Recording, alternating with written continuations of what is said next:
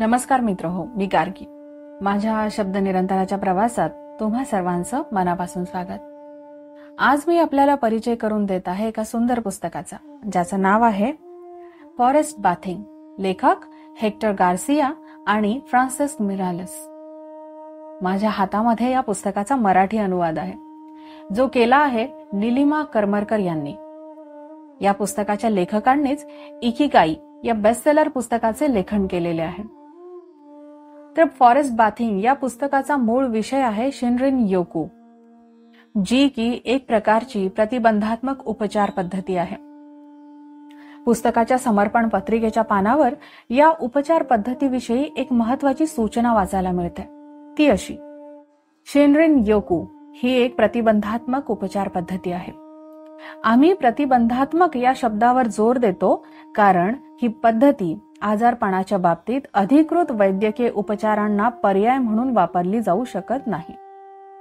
जर तुम्ही एखाद्या आजारावर उपचार घेत असाल तर तुमच्या डॉक्टर किंवा वैद्यकीय तज्ञाचा सल्ला जरूर घ्या. मित्रहो, अनुवादिकेचे अर्थात करमरकर मॅमचे मनोगत अतिशय सुरेख आहे. अगदी थोडक्या शब्दांमध्ये पुस्तकाचा मूळ गाभा मांडला आहे त्यांनी आपल्या मनोगतामध्ये. मूळ लेखकाच्या मनोगताकडे वळण्याआधी हे मनोगत वाचणं सुखदायी ठरेल. मॅम म्हणतात, प्रचंड लोकसंख्येची मोठी शहरं आणि बदललेली शहरी जीवनशैली यामुळे विशेषतः मोठ्या नगरात राहणाऱ्या जनतेची निसर्गाशी झालेली फारकत लक्षात घेऊन जपानमध्ये त्यावर केलेली उपाययोजना लक्षणीय आहे. प्रत्येक व्यक्तीला रानावनात जाणे शक्य नसल्याने बागेत हिरवळीवर चालताना किंवा घरात बसून सुद्धा वनस्पती सानिध्याचे फायदे कसे घेता येतील हे या पुस्तकामध्ये सुचवले आहे. एकूण काय तर औदासिन्य घालवून ताण तणाव कमी करण्यासाठी, निरोगी राहण्यासाठी घराबाहेर पडण्याचा आणि वृक्षराजीशी जवळीक साधण्याचा संदेश हे पुस्तक देतं. त्यामुळे तुम्ही सर्वजण हे पुस्तक सखोल वाचा. तुम्हाला निश्चितच त्याचा फायदा होईल.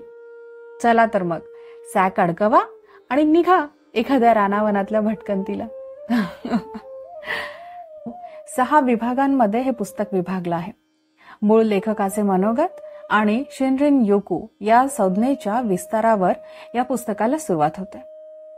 लेखक आपल्या मनोगतामध्ये लिहितात, या पुस्तकाचं बीज हकोने इथल्या अरण्याला आम्ही भेट दिली तेव्हा रुजलं असं म्हणता येईल. कानागावा शहराजवळ हे अरण्य आहे. आमच्या इकिगाई या पुस्तकामुळे दीर्घायुषी, आनंदी आणि निरोगी जीवनाचे जपानी रहस्य जगभरातल्या वाचकांपर्यंत पोहोचले होते. आता आम्ही काही मित्रांबरोबर एका ट्रिपला जायचे ठरवले. शक्यतो गजबजलेल्या शहरांपासून आम्हाला लांब जायचं होतं. त्या रानातल्या विविध ठिकाणांचा, तळ्यांचा अनुभव घ्यायचा होता. त्या हिरव्यागार जंगलातल्या उंचावरच्या घरात एक मानसशास्त्रज्ञ, एक जीवशास्त्रज्ञ आणि एक तत्वज्ञ असे त्रिकूट राहण्यासाठी गेले. सोबत आम्ही दोघे लेखक मिळून पंचकडी झाली. त्या रात्री आम्ही जमिनीवरच झोपलो. अनेक जपानी घरात अजूनही ही प्रथा आहे. सकाळी उठल्यावर वरांड्यात आलो तर आम्हाला माउंट फुजी दिसत होता. ते इतके मनोहर दृश्य होते. आम्ही एकटक बघतच राहिलो. पर्वत शिखर बर्फाची पांढरी टोपी घातल्याप्रमाणे भासत होते. आम्ही नाश्ता केला, ग्रीन टी घेतला आणि बरोबर आणलेली वाद्य बाहेर काढली. वाद्यांच्या साथीने गाणी म्हणण्याचा आणि जमल्यास काही गाणी लिहिण्याचा आमचा बेत होता. एक छोटासा कॅसिओ, छोटासे गिटार आणि आमचे गाणारे गळे इतकंच आमच्या सोबत होतं. हकोनेचे पाण्याचे तळे, पानांनी अंथरलेले गालिचे आणि आजूबाजूच्या पर्वतांचे अनुपम सौंदर्य बघून आम्हाला एक छोटंसं गाणं सुचलंही. आम्ही आनंदाने काव्यपंक्तींची जुळवाजुळव केली. आमचं हे गमतीचं गाणं आणि पोटातील चहाची ऊब यामुळे आनंदी वातावरणात आम्ही जंगलात भटकायला निघालो. मित्र, तरल शब्द आहेत ना, हलकं फुलकं आहे सारं. अगदी सारं या पुस्तकामध्ये इतकी छानशी संकल्पना फार हलक्या फुलक्या आणि साध्या सरळ शब्दांमध्ये लेखकाने सांगितली आहे आणि अनुवादिकेने ते अतिशय सरळ शब्दामध्ये आपल्यापर्यंत पोहोचवलं आहे. शिनरिन योकू या संज्ञेचा अर्थ समजावत असताना निसर्गाच्या उपचार पद्धतीचा संदर्भ लेखक देतात. यावर आपले विचार व्यक्त करताना लेखक लिहितात, आम्ही जंगलातील सैर अगदी आरामात सर्वांनी एकत्रपणे करत असताना या पुस्तकाचा विचार मनात आला. असं वाटलं की यानंतर आपण कुठेही असलो तरी आपल्या हृदयात, आपल्या आयुष्यात एका हिरव्या डहाळीचा अंकुर नक्कीच रुजवू शकू. निसर्गामध्ये, निसर्गाच्या सहवासामध्ये वेळ व्यतीत करणे, ते देखील कुठल्याही प्रकारच्या घाईशिवाय, ही कृती अक्षरशः उपचार करते. मनाला पुनश्च उत्साही टवटवीत करते. या शब्दाची उत्पत्ती 1982 मध्ये झाली. शिनरिन याचा अर्थ होतो जंगल, अरण्य, वन आणि योकू अर्थात स्नान करणे. तर निसर्गाच्या सानिध्यात क्षण व्यतीत करून केलेले हे अरण्य स्नान एक प्रकारच्या निसर्ग उपचार पद्धतीचे कार्य करते. या बाबतीत लेखक संदर्भ देतात, निसर्गाचा उपचार पद्धती म्हणून प्रयोग करणे ही जपानींसाठी आव्हानात्मक कसोटी होती. जे रुग्ण शारीरिक हालचाल करू शकत नव्हते त्यांच्यावर सकारात्मक परिणाम दिसून आल्याचा साक्षात्कार झाल्याने या उपचारांना बळकटी मिळाली. एका प्रयोगामध्ये इस्पितळातील रुग्णांना विशिष्ट खोल्यांमधून ठेवले गेले. या खोल्यांना मोठ्या काचेच्या तावदानांच्या खिडक्या होत्या आणि त्यातून बाहेरचे हिरवेकच्च रान दिसत होते. उरलेल्या निम्म्या रुग्णांच्या खोलीला अशा खिडक्या आणि दृश्य नव्हते. परिणाम असा दिसून आला की सतत हिरवाई डोळ्यांसमोर असलेले हे रुग्ण दुसऱ्या गटापेक्षा लवकर बरे झाले.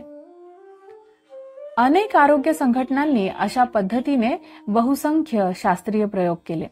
जॅपनीज फॉरेस्ट एजन्सीने शिनरिन योकूच्या मांडलेल्या गृहीतकाला त्यामुळे बळकटी मिळाली आणि मनाला शांत, तणाव विरहित करण्यासाठी ही एक उत्तम उपचार पद्धती आहे हे मान्य झाले. साकुराची जादू हा मुद्दा स्पष्ट करताना वसंत ऋतूमध्ये चेरीची झाडे बहरताना त्या कालावधीमध्ये जपानमध्ये होणाऱ्या सुखद अशा बदलांबद्दल सूचक माहिती लेखक करून देतात. जपानी लोकांचं निसर्ग प्रेम इकेबाना ते हायकू पासून वाबी साबी पर्यंत निसर्गाचं अनुकरण करत वाढतच असतं. निसर्ग प्रेम आणि निसर्गाचं महत्व हा जपानी संस्कृतीचा कणा आहे. निसर्गाशी असलेलं तादात्म्य बौद्ध मंदिरांच्या वास्तुकलेत आणि शिंटो अभयारण्यात दिसतं.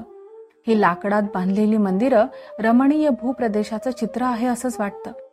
ते निसर्गावर हावी झालेलं बांधकाम वाटत नाही. कामाकुरा येथील बुद्धाचा पुतळा संपूर्ण आशिया खंडातील शिल्पाचा अप्रतिम नमुना समजला जातो.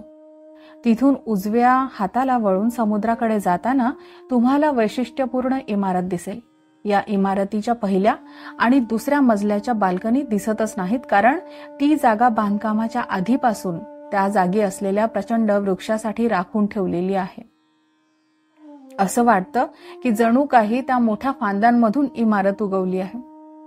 जपानमध्ये अनेक ठिकाणी जुन्या मोठमोठ्या वृक्षांना प्राधान्य, अग्रहक्क दिला जातो. कृत्रिम नवनव्या बांधकामांसाठी त्यांची कत्तल होत नाही. हेच तर शिनरिन योकू या विचार पद्धतीमधील एक महत्वाचं रहस्य आहे. लेखक सांगतात, शिनरिन योकूमुळे होणारे अनन्य फायदे हे जंगलात फिरताना जाणवतच असतात. शहरातील पार्क किंवा बाग बगीच्यात हिंडता फिरता ते थोड्या कमी प्रमाणात जाणवतात. घरात किंवा बाल्कनीत आपण छोटी रोपटी कुंडांमधून लावत असतो, ती पण आपल्याला आपल्या पृथ्वीशी असलेल्या नात्याची आठवण करून देतात. 1980 साली या संबंधीचा अभ्यास प्रथम केला गेला.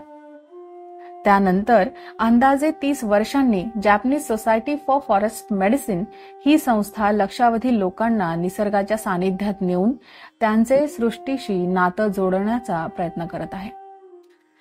काही एका मर्यादेपर्यंत आरोग्य विमा व्यवसाय करणाऱ्या कंपन्या कर्मचाऱ्यांना शहराबाहेरील हिरवाईची ठिकाणं सुचवणं किंवा त्यांची तिथपर्यंत ने-आण करण्याची व्यवस्था करणं या सुविधाही देतात.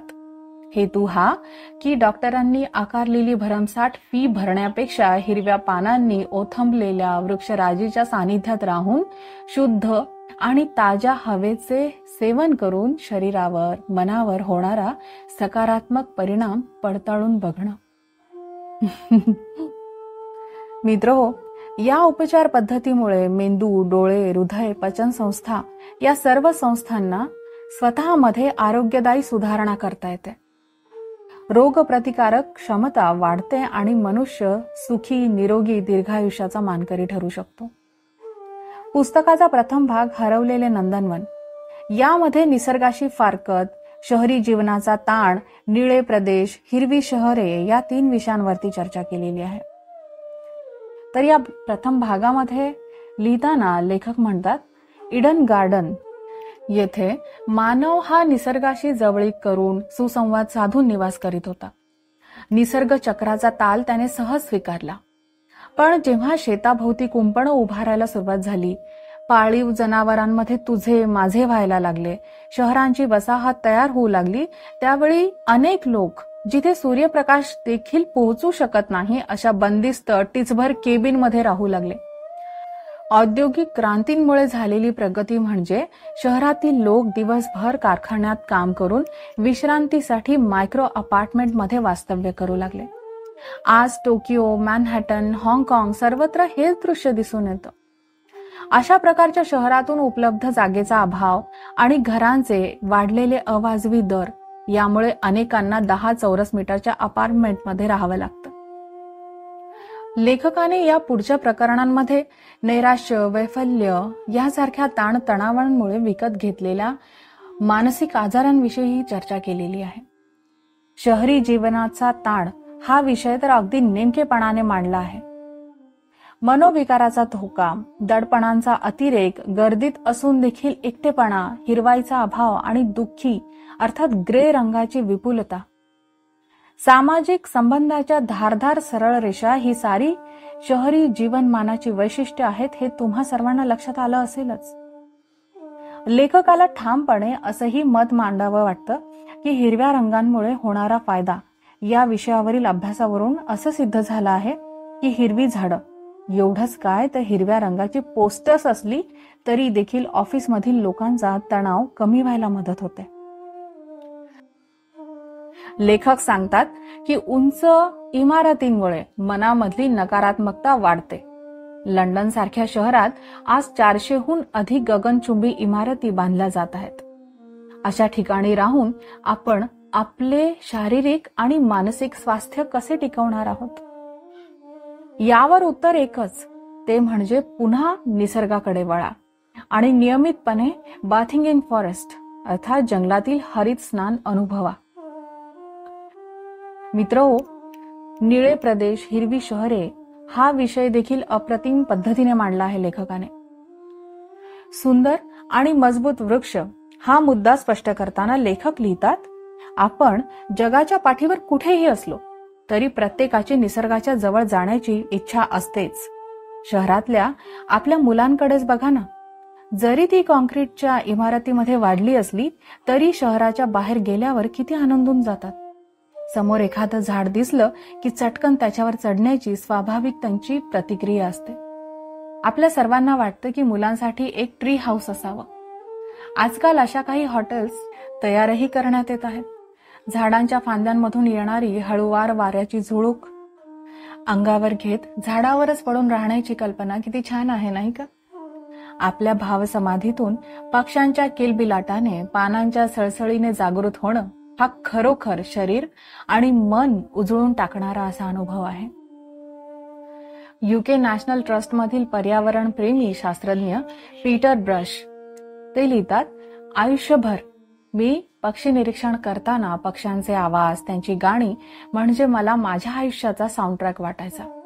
हा वाद्यवृंद मन आणि आत्मा दोन्हीला समाधान देणारा असतो. पक्ष्यांची शीळ, किलबिलाट यामुळे आपण निसर्गात पूर्णतः मिसळून जातो. वेगवेगळी ठिकाणं आणि तिथल्या आठवणी यांच्यामुळे लोकांना निसर्गाशी जोडता येतं. इतर कोणतेही आवाज हे क्वचितच करत असतील. हे अतिशय साधं आणि नैसर्गिक समाधान आहे. आपण त्याचा आनंद सहज उपभोगू शकतो जरी आपण शहरात राहत असलो तरी सुद्धा.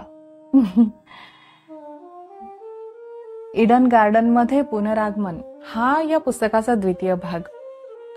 बोधिवृक्ष या सुंदरशा मुद्द्यापासून लेखक प्रबोधन सुरू करतात. सिद्धार्थ गौतमाला एका वृक्षाखाली ज्ञानप्राप्ती कशी झाली आणि वृक्षाखालीच का झाली हे विवेचन लेखकांच्या शब्दांमध्ये वाचणं आनंददायी आहे.